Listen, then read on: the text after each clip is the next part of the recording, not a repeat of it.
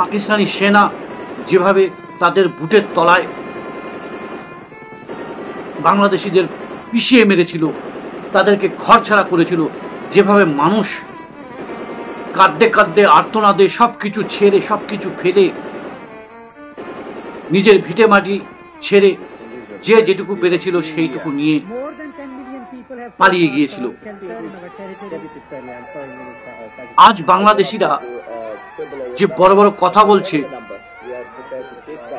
তারা এইটুকু ভুলে গেছে এই ভারতের জন্যই তাদের আজকের এই স্বাধীনতা। তারা ভুলে গেছে লক্ষ লক্ষ শহীদের রক্তের আজকের এই বাংলাদেশ এবং তাদের স্বাধীনতা। কত মায়ের ইজ্জত লুটেছিল এই পাকিস্তানিরা, সেটা তারা আজকে ভুলে গেছে।